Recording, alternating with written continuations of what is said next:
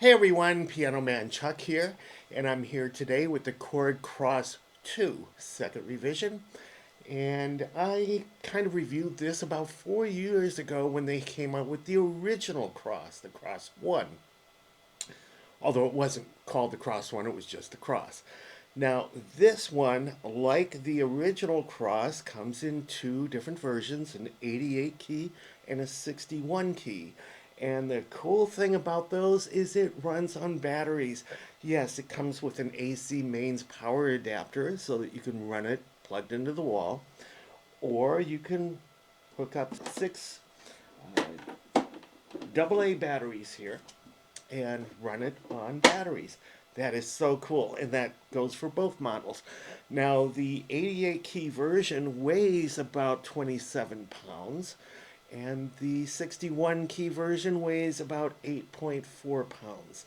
So it's a big difference, and the 88 key version uses Korg's NH key action here, which is the natural weighted hammer action, and it's pretty good. And the 61 key uses a velocity sensitive keyboard. It's somewhere kind of like a waterfall or a synth action keyboard. So for those of you with a lighter touch, or for those of you that like to play organ, that's more suited for you. Now, as for the physical things, besides the weight that I just got into, let's cover something like the dimensions here. Now, this happens to be about 57 inches in length, and in depth, it is 15 inches, and it's about 5.3 inches in height. And the 61 key version, well, you've got about 36.8 inches, and you've got 10.6 inches and only 3.5 inches in height. So there's a big difference there. Now, there is no aftertouch on either of these, but if you open up the manual and start browsing through the manual, you'll see settings for aftertouch. And those are for aftertouch supported keyboards which you use as controllers. So if you're using another keyboard as a controller to this that supports aftertouch, that's where that comes in, and you want to take care of those settings in the global menu with that so that you can get the proper key action. Okay? But the boards or the action that's built into either one of these units, 88 or 61 key, does not support aftertouch on the key bed itself. Okay, now as opposed to the original Korg Kross, this now has well over 1,000 sounds or samples or patches or programs, whatever you want to call it. Every manufacturer has a different term. Korg likes to call it programs, which I agree with. I like that term myself. Okay, and the polyphony has increased from the original Kross to 120. It used to be 80 on the original. We got also a 112 megabyte expansion PCM, so that when Korg comes out with new sounds or programs, you can optionally buy those and add those sounds to this. You couldn't do that with the original Kross.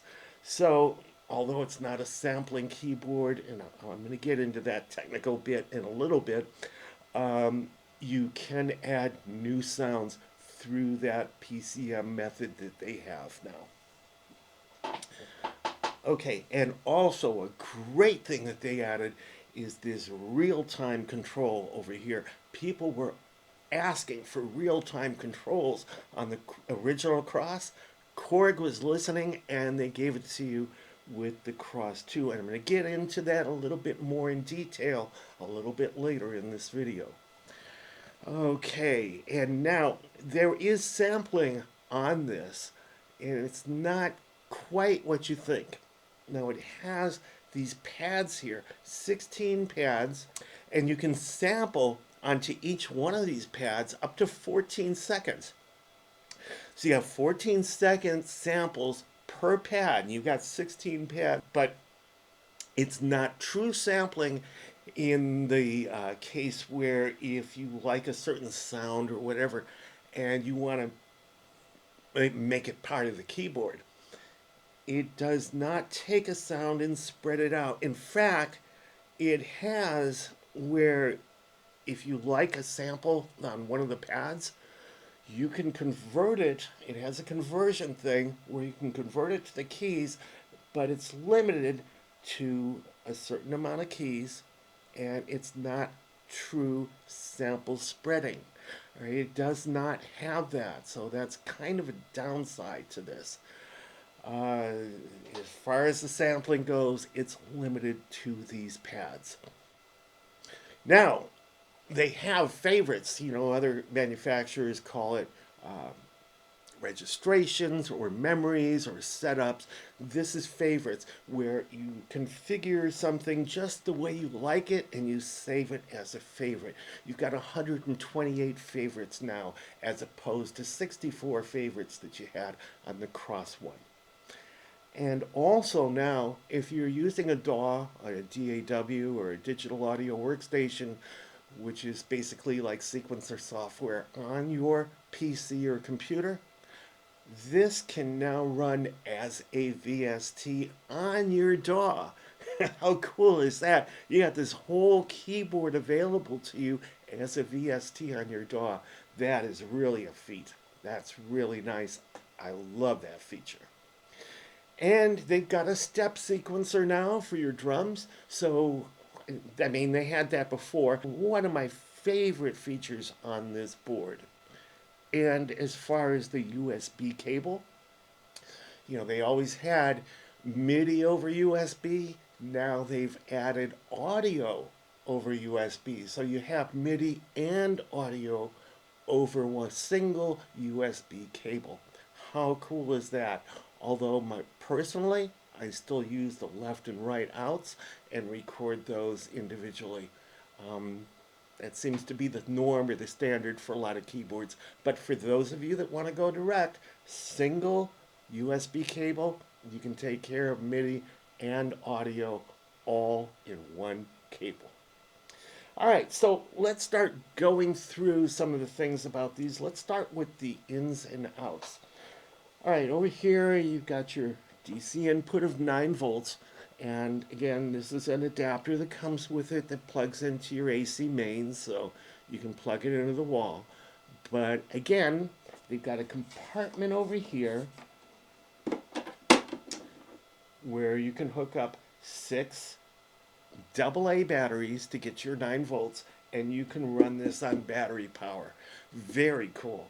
Now, couple that with a Roland KC110 amplifier or a Roland Street Cube EX, both of which runs on batteries, and you are good to go anywhere in the world. A mountain, a river, a forest, a rave, a beach, a backyard, wherever you can think of, you are now not limited to some place that has a wall with AC mains. Very, very, very cool. All right, next you got the power switch. And when you turn this power switch on, it takes 18 seconds to power up. So from the time you press that power switch, 18 seconds later, you can be playing. Now for an entry-level workstation, and this is an entry level, I want to make emphasis on that entry level. And you can do so much with this even as an entry-level board. But still, for an entry-level board, 18 seconds power up for a workstation, that's pretty good. Compare that with the Korg Kross, which is, you know, a couple of minutes to power up. But 18 seconds is not bad. All right, then you got some inputs. You've got a mic input and a line input. Now the line input is stereo, and it's the 1/8 inch mini jack, the kind that you would hook up to an MP3 player or an iPhone or any other smartphone or something like that. Now the mic input is a 1/4 inch, and the thing that I have against that is most professional studio mics use XLR connections. Now, Here's a couple of studio mics. All right. This is a Shure SM57, most popular mic in the world. Here's a popular vocal mic over here. And basically, the connections are XLR. Those are three prongs over here. And let me see if I can show that to you right here, if you can see that.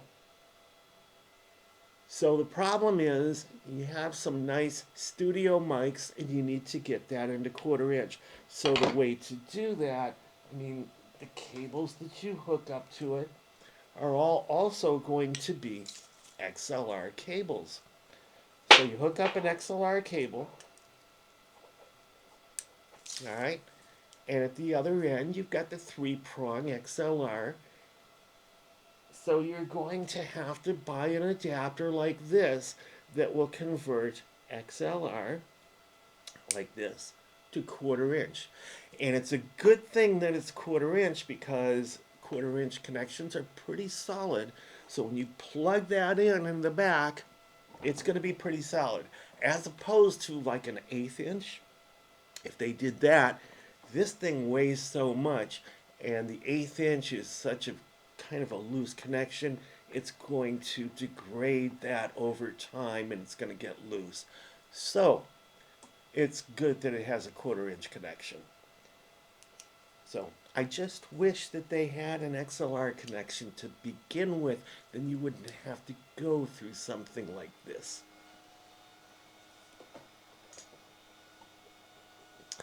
All right, next over there, you've got your outputs.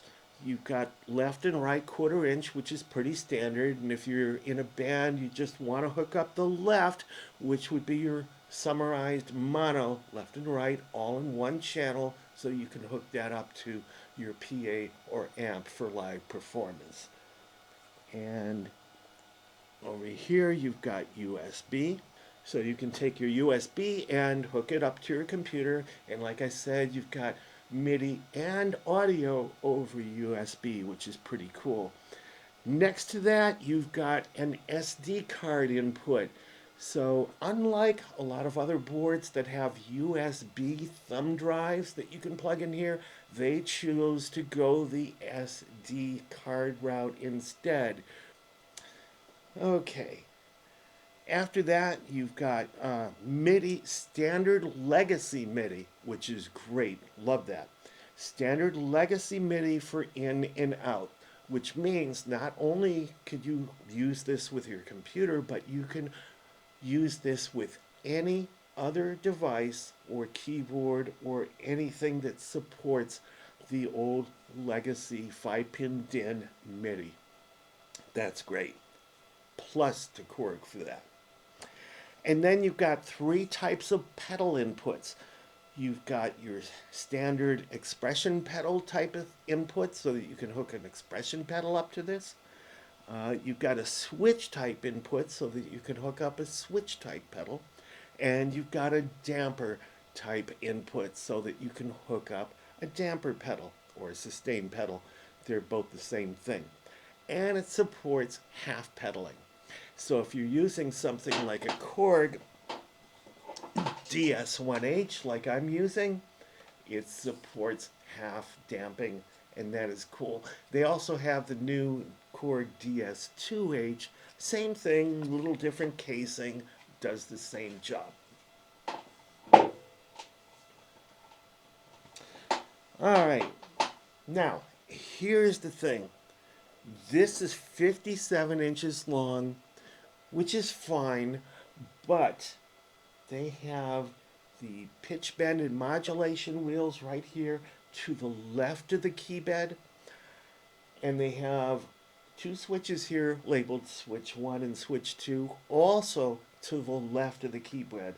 Now if you look over here, they've got a lot of room where they could have moved this up here. And if they did do that, you would save 5 inches. And the reason that's important is with 57 inches, throw this in a case, which adds a few more inches. This will no longer fit in the back seat of a lot of cars. If they had moved this up instead of to the left, it would have been 5 inches shorter, which makes all the difference in the world, and this could have fit into a lot of cars. But since they did it this way and you want to fit it into your car, here's the problem. You still can fit it into your car, but you're going to have to fold down the passenger seat and fit it in diagonally. And the problem with that is you won't be able to take any passengers with you. So if you're going to a gig and you've got somebody helping you out, or you've got your wife or girlfriend or whatever coming with you, you're going to have to take separate cars. All because of 5 inches. All right. Now let's get into the controls over here. All right, you got your volume control and your arpeggiator and drum track. And this is all really cool. And right now I'm set up for the piano.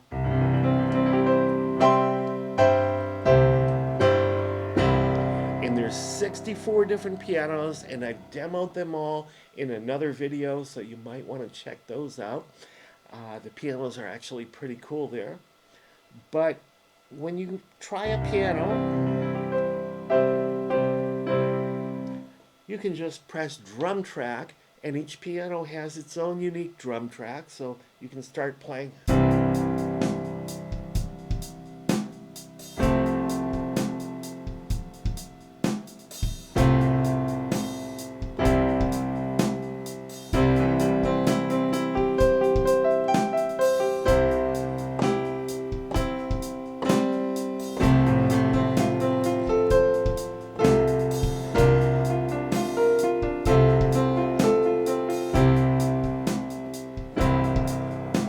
And you can change the drum track, of course, for whatever keypad or keyboard, for whatever piano you happen to be playing. And it has an arpeggiator as well, so you can...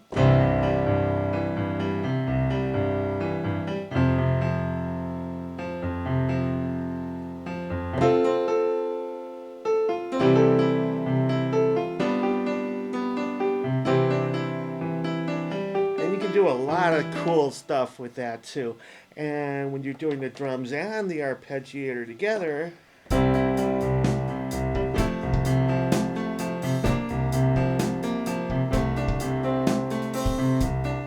so you can see where you can get pretty creative just with that. And let me go through the real-time control section here, because this is really cool.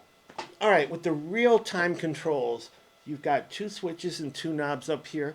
So when you look at this, you see over here on the select side, you've got tone 1, tone 2, effect, audio in 1, audio in 2, and tempo.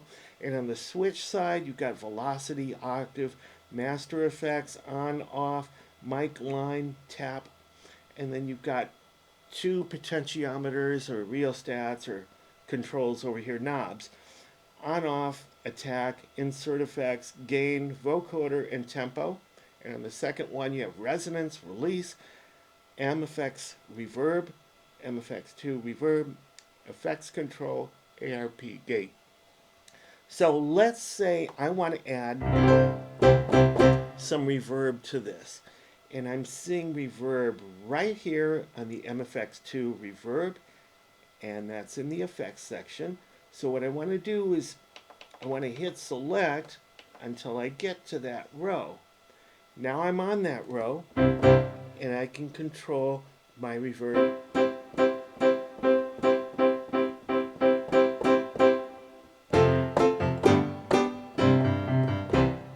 So that's really cool. That's how you work this. You basically select until you get to whatever it is that you're looking for, and then you can hit the switch or any of these 2 knobs to control whatever it is you want to control.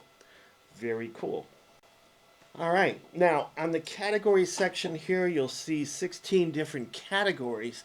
You got piano, electric piano, organ, bells, strings, brass, user, drum, SFX, bass, guitar, synth pad, and synth lead. So, and right now we're on the piano section. So when I want to choose a different piano and I'm looking at it through the category control for piano, I see 5 pianos at a time. And right now I'm looking at the very first piano followed by the next 4. And if I go to the next, let's go to somewhere in the middle. All right, pop grand piano. Now I see the pianos that are 2 before and 2 after. So I'm actually looking at 5 at a time, and that works for any of these 16 categories. All right. And if I go to the organ section, or excuse me, if I go to the electric piano section, same kind of thing.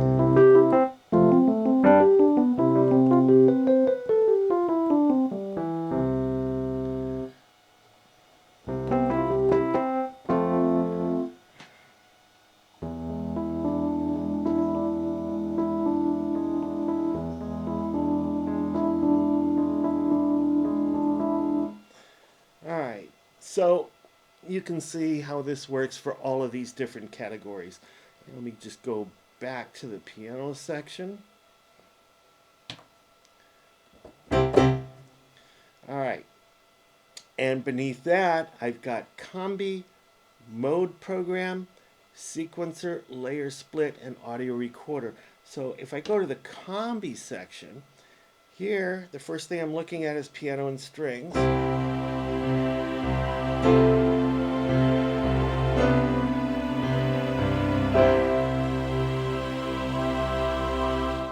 And there's a lot of different combis available to you.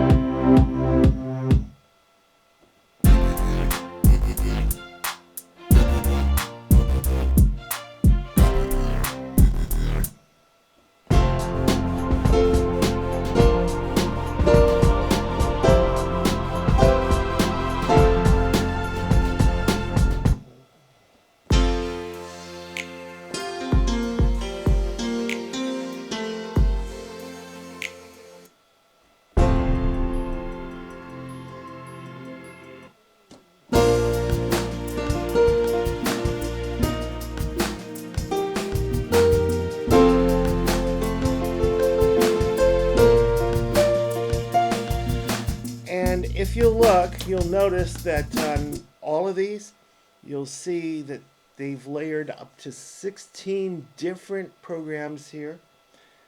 And they show you an icon of what each program category is that the program they selected belongs to. So you can set up your own combis too.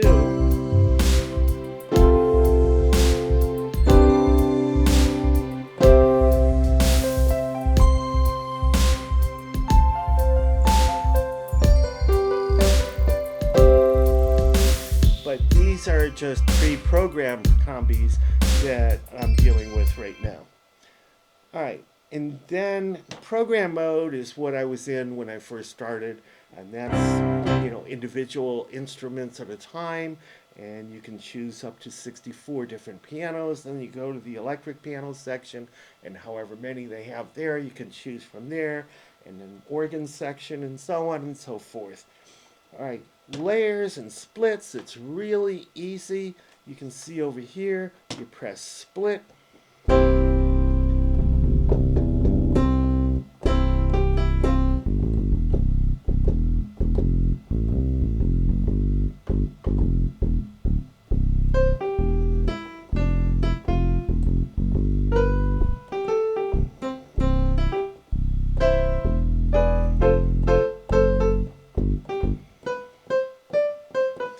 So, and you can change whatever is in the left and the right really easier.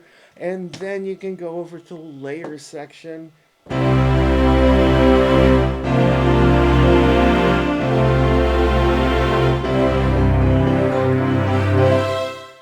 right, so splits and layers, they're similar. One separates the splits and layers. One that splits separates it into left and right, and the layers separate it into a layer of each for both. Okay? Very, very cool. Then there's an audio recorder, and that's self-explanatory. And you can record whatever you want to the SD card. Okay, so on the favorites, you'll notice that there's 4 at a time. If I choose number 1 here on the number 1 pad, I've got up to 16 favorites, and it shows me 4 at a time on the screen. I'm starting out with the Kross Grand. I go to the next one, and that's stereo API.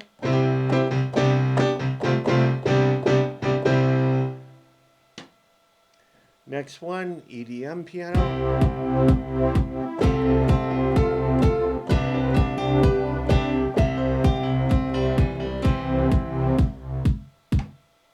Next one, piano and strings. It's a layer. Now your favorites can be layers, combis, splits, a single instrument, whatever. Really cool. Next one here, the 5th one is a combi.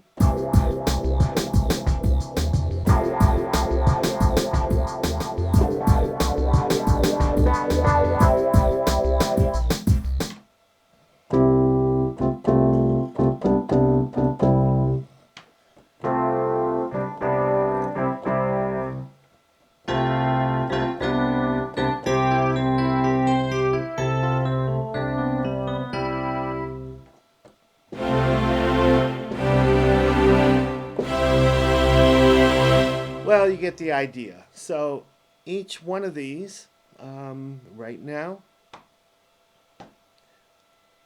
3, 4, 5, 6, 7, 8, 9, 10, 11, 12, 13, 14, 15, 16. I've got 16 favorites in bank A. And I can go ahead and switch to bank B, and now I've got another 16 favorites. And I've got 8 banks, A through H. So you've got 8 banks times 16. So 128 favorites, which is really cool. All right, so one of my favorite things is you can go into global media, and here's where you can do things like key transpose. So if you're playing something in C, and your singer knows it in D, well, you can transpose it.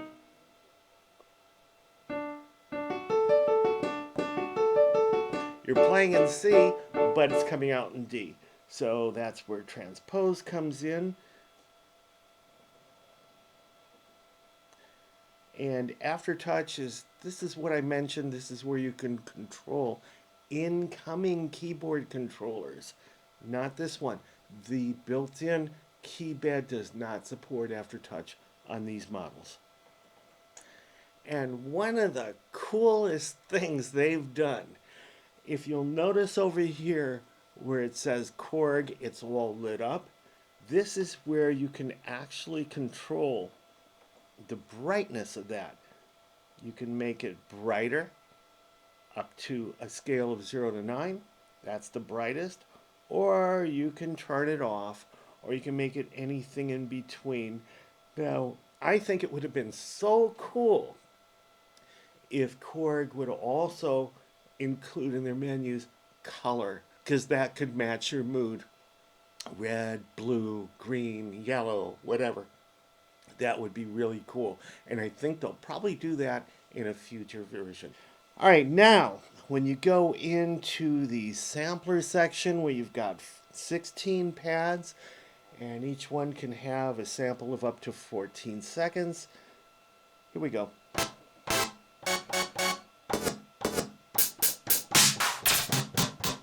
All right, so it's pretty cool right there.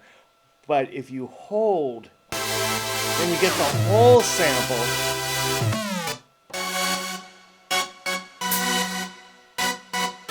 And you can hold more than one pad.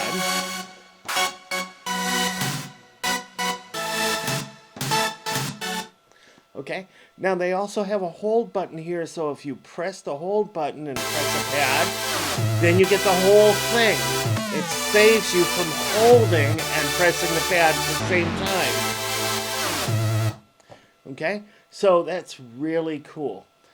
And again, you can use your microphone, you can use the line-ins, you can sample whatever you want.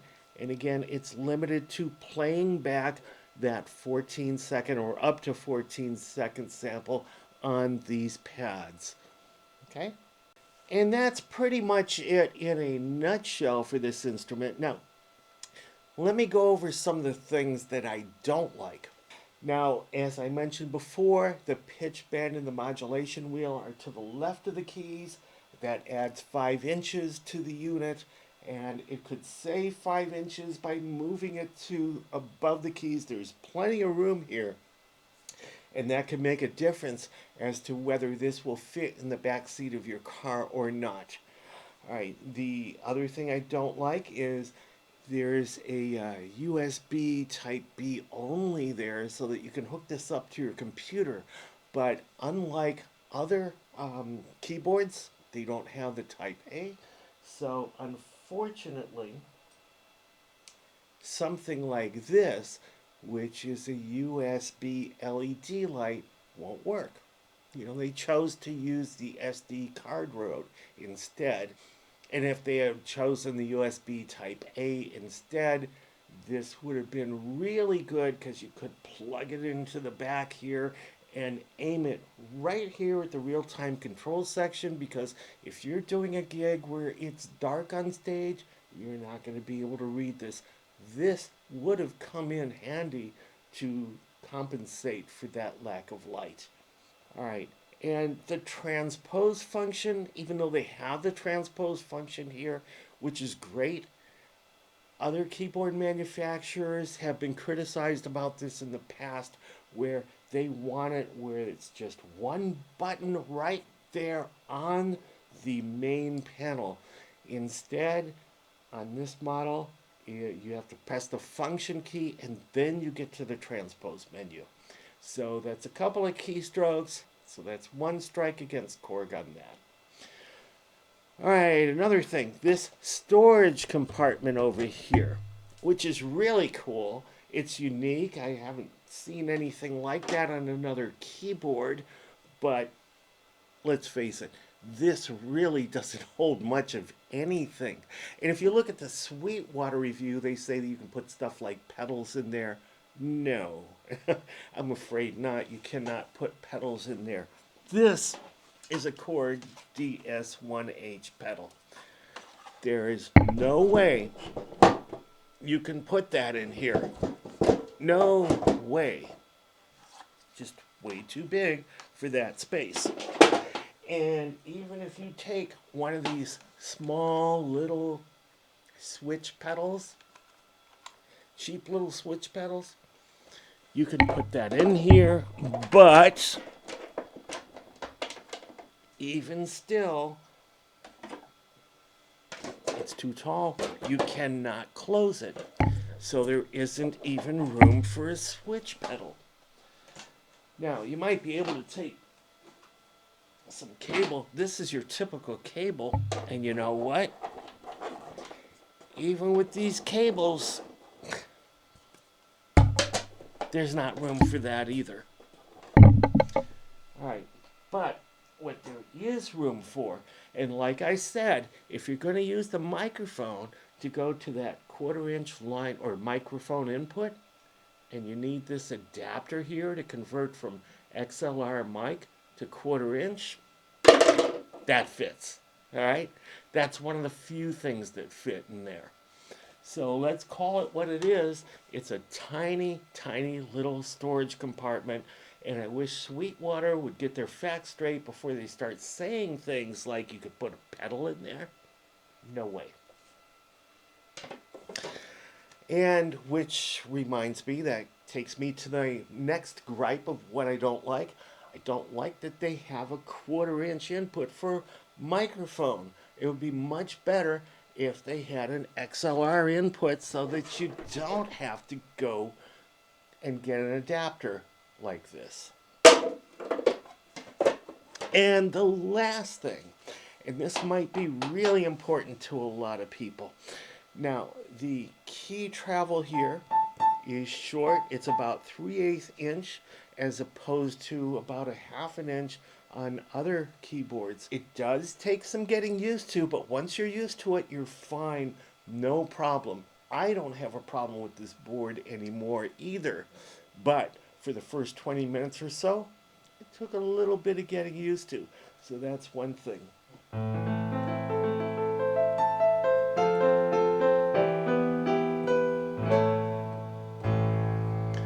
So that's about it for the Korg Kross 2. It is a great introductory board for workstations. So if you're new to workstations, this is a great place to start at.